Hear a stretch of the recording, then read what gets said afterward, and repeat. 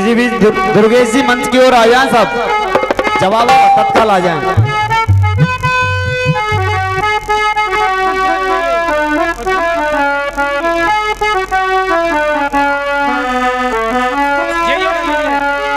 आइए गीत बज रहा है, कौन सा है? एक दूजे के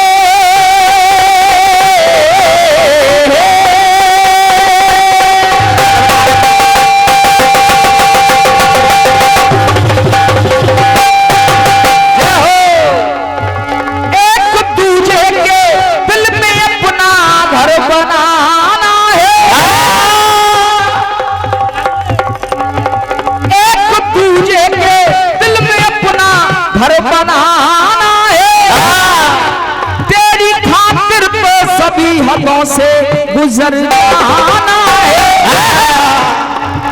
तुझसे लिपटा रहूंगा मन के कंगना तेरा, तुझसे लिपटा रहूंगा मन के कंगना तेरा। और हम तो बड़े किस्मत वाले हैं, चांद तारों में, ओहो और कहीं नहीं बताए। हेलो चांद तारों में नजर आए चेहरा तेरा, चांद तारों में नजर आए चेहरा तेरा, चांद तारों में नजर आए चेहरा तेरा। आदरणीय दादाजी, अपना जो बनाना हो सबको, अपना जो बनाना हो सबको, रस रसना बहुत जरूरी है। और मेरी बात अगर अच्छी लग जाए तो आप सभी का आशीर्वाद।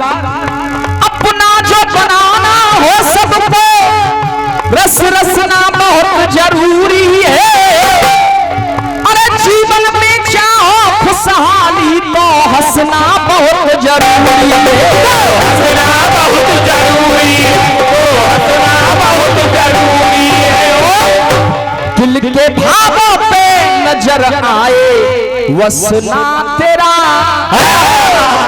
यानी दिल के भावों पे नजर आए बस ना तेरा। अब तेरे बस की बात नहीं है ना, लेकिन हंसना भी बड़ा लिमिट का होता है, क्योंकि ज्यादा अगर कहीं पर हम हंस गए तो मामला गड़बड़ भी हो जाता है, लेकिन हंसना भी जरूरी है जिंदगी में। चाचा जी, दिल के भावों पे नजर आए वसना तेरा। और आदरणीय रिंकी जी, बुरा मत मानना मैं कुछ कह रहा हूँ, दिल के भावों पे नजर आए बस तेरा। हाय मेरे दिल में खटकता है, हाय मेरे दिल में खटकता है हंसना तेरा। बेटा वो मेरे दिल में भी है। हाय मेरे दिल में खटकता है हंसना तेरा, दिल के भावों पे नजर आए हंसना तेरा, दिल के भावों पे नजर आए हंसना तेरा, दिल के भावों पे नजर आए हंसना तेरा। अब जहां जहां ज्यादा हंसा गया वहां प्रणाम क्या हुआ सुनेगा। द्रौपदी तेरे, द्रौपदी तेरे पति पांचों ही अभागे हैं, द्रौपदी तेरे पति पांचों ही अभागे हैं, तेरे हंसने के परिणाम तेरे आगे हैं। ज्यादा हंसना बेकार का, उस पर भी जीएसटी लगी है। हाँ। अगर द्रौपदी नहीं हंसती तो कौरवों के चक्कर में न फंसती रहे अंध के अंग। हाँ, ये सब उसको उसका सामना करना पड़ा तो उसके परिणाम उसके सामने भारी पड़ गया। द्रौपदी तेरे पति पांचों ही अभागे हैं, तेरे हंसने के परिणाम तेरे आगे हैं। हंस के कहना था बन के नागिन डसरा तेरा। अगर इतना कुछ कुछ हो जाता तो कोई टेंशन नहीं थी, लेकिन हंस के कहना था बन के नागिन डसना तेरा। हाय मेरे दिल में खटकता है हंसना तेरा, हाय मेरे दिल में खटकता है हंसना तेरा, हाय मेरे दिल में खटकता है हंसना तेरा। जब जैसे ही द्रौपदी हंसी, भीष्म पितामह सामने खड़े हैं। भीष्म पितामह ने कहा, द्रौपदी, ए द्रौपदी, ओहो, अच्छे घरों की लड़कियां हंसा नहीं करती ना बेटा, और हंसती है बेटा वो भी फाउंडेशन में, इसी में खानदान देखा जाता है। अच्छे घरों की लड़कियां ज्यादा नहीं हंसा करती, ऐसे ही हर किसी के सामने ऐसे ही नहीं हंसा करती। तो भीष्म पितामह ने कहा, भीष्म यों बोले, भीष्म यों बोले, तू शंका का करने वारण है। भीष्म यों बोले, तू शंका का करने वारण है। द्रौपदी तेरे इस हंसने का कोई कारण है। हम लोग केवल मतलब की बात करते हैं बस। द्रौपदी कोई ना कोई तो कारण है जो तू आज हंस रही है। पितामह से बोली द्रौपदी, महाराज, आज आपको ये हंसी मेरी दिखाई दे रही है, उस दिन हंसी दिखाई नहीं दी जिस दिन मेरी इज्जत को भरी सभा में खींचा जा रहा था, उस दिन कहाँ थे आप? आज आपको मेरी हंसी दिखाई दे रही है। भीष्म यों बोले, तू शंका का करने वारण है। द्रौपदी तेरे इस हंसने का कोई कारण है। बात पर बात हंस के ताने कसना तेरा। बात भी कर रही है फिर भी ताने भी कस रही है। अगर बात कर लेती तो मामला खत्म, लेकिन हमारे ऊपर उल्टे ताने। बात पर बात करके ताने कसना तेरा। हाय मेरे दिल में खटक रहा है हंसना तेरा। हाय मेरे दिल में खटक रहा है हंसना तेरा। हाय मेरे दिल में खटक रहा है हंसना तेरा। अब बात हंसी की आई तो एक जगह और ये हंसी दिखाई दी। जैसे ही भगवान राम रावण का संहार करके अयोध्या में वापस आ गए, और जैसे ही वापस आए तो आज भगवान राम ने एक घोषणा कर दी पूरे नगर के अंदर। बड़े ध्यान से सुनेगा। श्री राम की आज्ञा देखो, ये सब खत्म हुए आनंद। अरे एक बरस तक अवध में सबकी हंसी हो गई बंद। भगवान राम ने घोषणा कर दी, एक वर्ष तक इस अयोध्या में कोई नहीं हंसेगा। एक वर्ष तक अयोध्या में कोई नहीं हंसेगा। अब मामला बड़ा गड़बड़, क्योंकि जितने शुभ कार्य थे, जहाँ भी ढोल नगाड़े बजते हैं वहाँ हंसी तो आती आती है। अब ये शुभ कार्य कैसे हो? आखिरकार शुभ कार्य बंद कर दिए जाएं, लेकिन हुआ क्या? सुनिए। वो मंद मंद मुस्कान चली, अरे मन में बसी राम को आई है। जब हंसते देखे लोग सभी, तब हंसी राम को आई है। अब ये हंसी कैसे आई? एक लकड़हारा लकड़ी काट रहा था, और जब लकड़ी काट रहा था उसने देखा कि आज एक पीपल का वृक्ष हंसने लग गया। जब पीपल का वृक्ष हंसा, क्योंकि पता था कि एक वर्ष तक अयोध्या में कोई नहीं हंसेगा। जैसे पीपल का वृक्ष हंसा, उस लकड़हारे को हंसी आई। लकड़हारा हंसते हंसते अयोध्या के अंदर आया। उसको देख करके सभी नगरवासी हंसने लग गए। नगरवासियों को देखा तो जो द्वारपाल था वो हंसने लग गया, और जब द्वारपाल था तो पूरी भरी सभा में प्रभु राम अपना दरबार लगा करके बैठे हैं। जब सभी दरबारी में जो दरबार बैठे थे उनको हंसी आई, उनको देख करके भगवान राम को हंसी आ गई। अब आखिरकार बोले ये हंसी आई कहां से? क्योंकि मैंने बाउंडेशन लगा दिया था, तो आखिरकार ये हंसा कौन? तो प्रभु श्री राम ने खोज लगाना प्रारंभ कर दिया। सुनिए, प्रभु श्री राम ने बोला कि आखिरकार ये हंसी कहां से प्रारंभ हुई। जब धीरे धीरे मालूम पड़ा तो उस लकड़हारे को बुलाया गया, और जब वो लकड़हारा दरबार में आए तो प्रभु राम ने कहा उससे,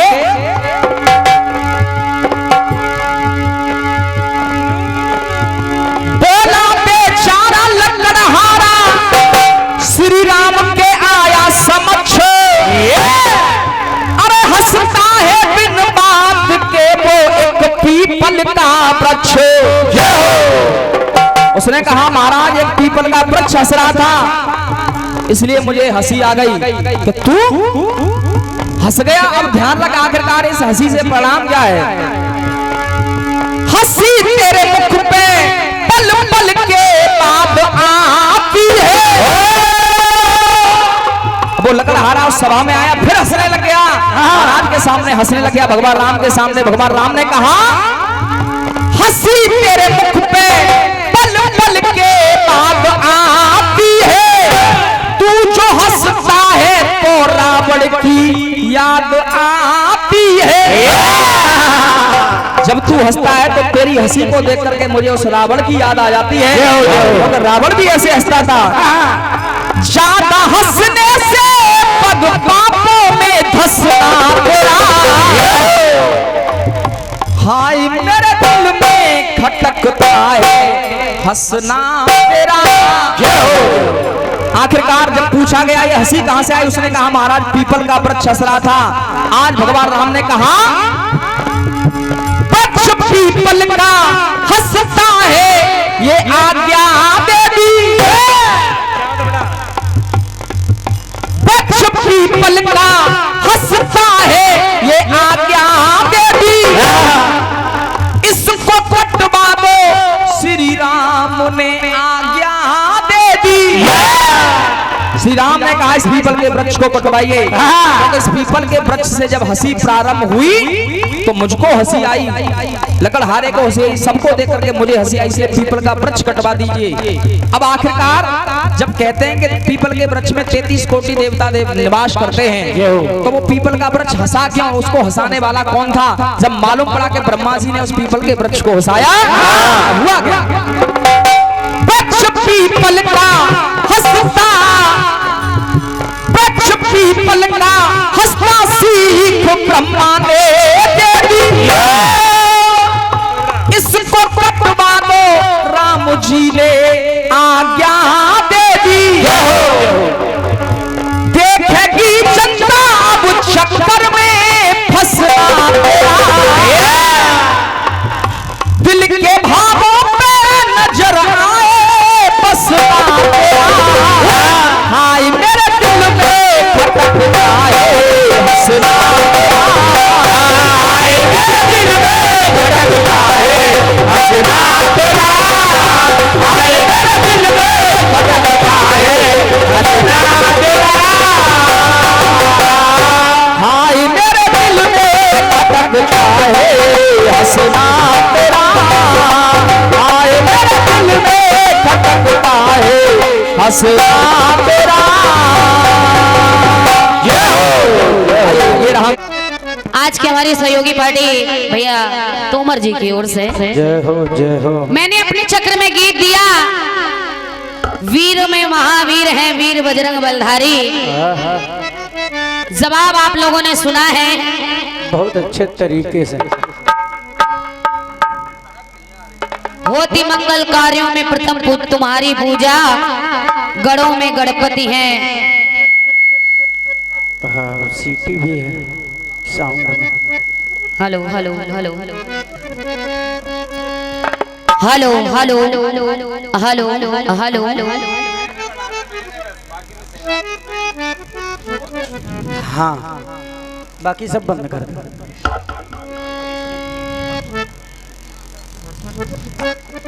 hello hello hello hello hello hello hello hello hello.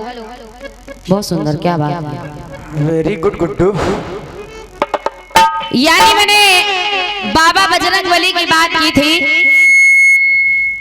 सीटी नहीं मान नहीं। बजरंग बली की बात है, सीटी ईटी नहीं होनी चाहिए। हाँ नहीं गदा लेके आ जाते हैं वो। और आपने बाबा गणेश से जवाब दिया है। हाँ त्रेता का जवाब एक ऊपर से। चलिए बढ़िया है, वेरी गुड। मैं कुछ नहीं कहूंगी। सुनने वाले यहाँ का जो जनमानस है ये हमसे और आपसे अधिक ज्ञानी है। हाँ और ये दोनों कैमरामैन भी तो खड़े हैं। अरे ये तो हमसे बड़े वाले ज्ञानी हैं। ये बहुत बड़े ये हमारे संजय भैया हैं, ये महाभारत वाले हैं संजय, इनको आप हल्के ना लें। हाँ चलिए आप लोग समझदार हैं, अधिक बातें करने से कोई फायदा नहीं है, व्यर्थ में समय बिताने से भी कोई फायदा नहीं है, क्योंकि हर बात राज नहीं होती और हर चिड़िया भी बाज नहीं होती। अरे ऊपर वाले के कहर से थोड़ा सा तो डरो, क्योंकि उसकी लाठी में आवाज नहीं होती। वाह समझे भैया वाह। बहुत बहुत धन्यवाद है आपकी तालियों के लिए, क्योंकि अगर हमने भक्त की बात की थी तो जवाब भगवान से बनता है। बिल्कुल बिल्कुल। अगर हम राम की बात करें तो आपको सीता से, अब मैं कृष्ण की बात करूं तो आपको राधा से जवाब देना चाहिए था। बिल्कुल दादा, लेकिन चलिए प्रथम चक्र में ऐसे कीचड़ में फिसलना हो जाता है। हाँ। कोई बात नहीं, भैया है हमारे, लेकिन जवाब आपका अच्छा आया, क्योंकि जनता ने मान लिया तो मैंने मान लिया। बिल्कुल बिल्कुल, हम तो कानपुर तक मानते रहेंगे। बिल्कुल बिल्कुल बिल्कुल दादा बिल्कुल। अब देर से मिले क्या करें, 22 तारीख तो निकल गई ना। हाँ नहीं कुछ न कुछ मिल ही जाता। आई तर्ज बहुत अच्छी आई है, व्यर्थ में समय न बिताते हुए, क्योंकि बहुत बहुमूल्य ये समय है हम लोगों को मिला है। हालांकि समय अभी हमारा नहीं था, परवाना जी का टाइम था, लेकिन अपना टाइम आ गया जल्दी। हाँ। तो आइए, बहुत सुंदर सी तर्ज आई है। हम लोग यही कहा करते हैं अपना भी टाइम आएगा। आ गया।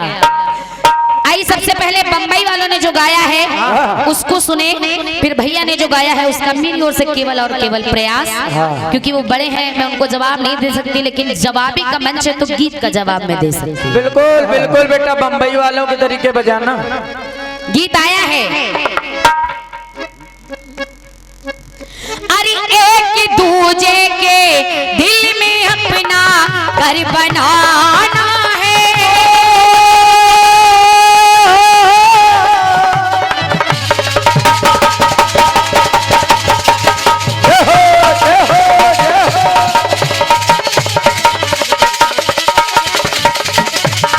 आवाज बेटे बिल्कुल आराम आराम से।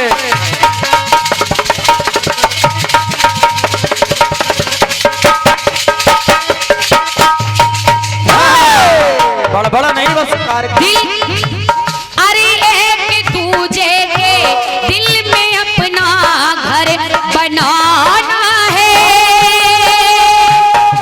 सारी दुनिया में मुझे हद से गुजर जाना है,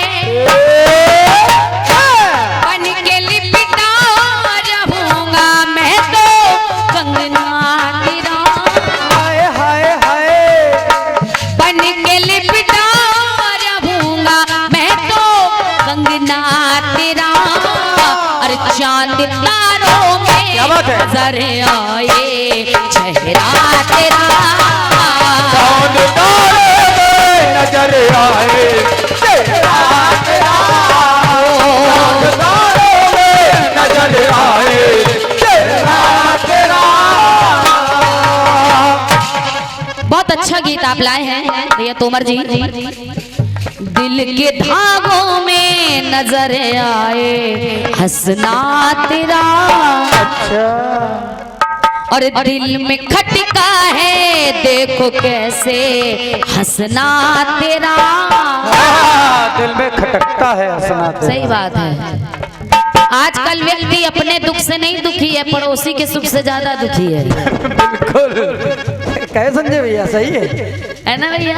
केएस वाले क्यों बढ़ रहे हैं, बड़ी समस्या है, लेकिन कितनी मेहनत कर रहे हैं इससे नहीं देख रहे हैं। तभी तो कह रहे हैं आई प्राउड ऑफ यू। आपने कहा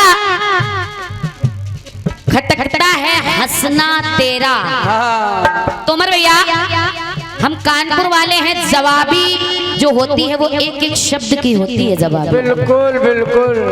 आप जवाब सुने, आपको लगेगा कि आपकी छोटी बहन ने कुछ मेहनत की है। सुने, आप करें खटखटा है हंसना तेरा, लेकिन मैं कलयुगी बहन नहीं हूँ ना भाई, मैं अपने भाई को हंसते हुए देखना चाहती हूँ, हंसते हुए हमेशा देखना चाहती हूँ, ऑल लाइफ एनी टाइम। लेकिन आप जवाब सुने, निवेदन है आप लोगों से भैया।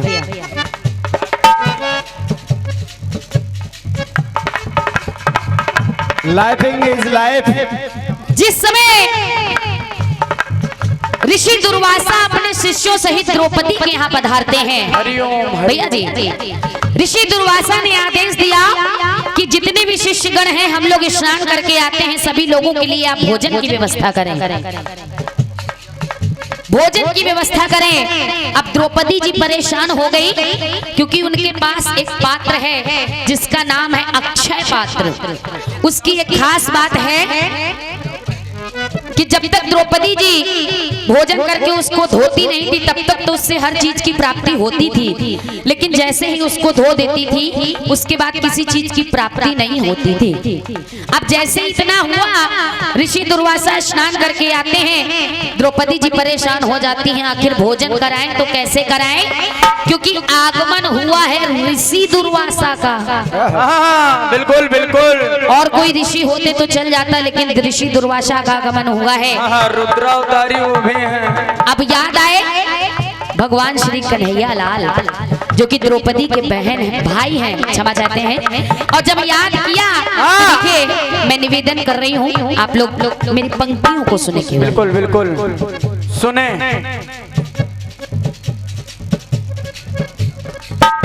संग शिष्यों के द्वारी द्रौपदी के आए हैं,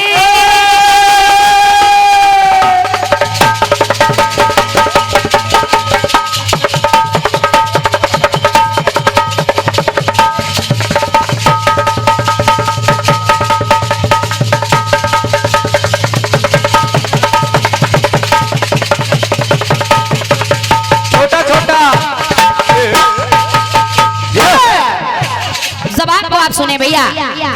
अरे संग शिष्यों के द्वारी द्रौपदी के आए हैं, अरे पात्र था खाली, क्या बात है, पात्र था खाली, द्रौपदी जी कष्ट पाए हैं, कष्ट पाए, कष्ट पाए। मन ही मन भाई को वो अपने वो बुलाती है, कष्ट को दूर कैसे श्याम को बताती है, वो बताती है, वो बताती है। और जैसे ही वो पात्र भगवान कन्हैया लाल ने अपने हाथों में लिया, अब पात्र लेते ही अपनी बहन से कहने लगे, देख कर पात्र श्याम बोले ये धोना तेरा। अरे बहना तू तो कह रही थी कि ये पात्र धुल चुका है, और अगर ये पात्र धुल चुका है तो इसमें ये साग की तिनकी कहाँ से आ गई? बताओ, ऐसे धो रही हो आजकल? आजकल ऐसे बर्तन धो रही हो। और जैसे ही कहा तो कहने पड़ा, अरे देख कर पात्र श्याम बोले ये धोना तेरा। अरे बहना मुझे आना पड़ा, कभी ना भाए मेरी बहना ये रोना तेरा।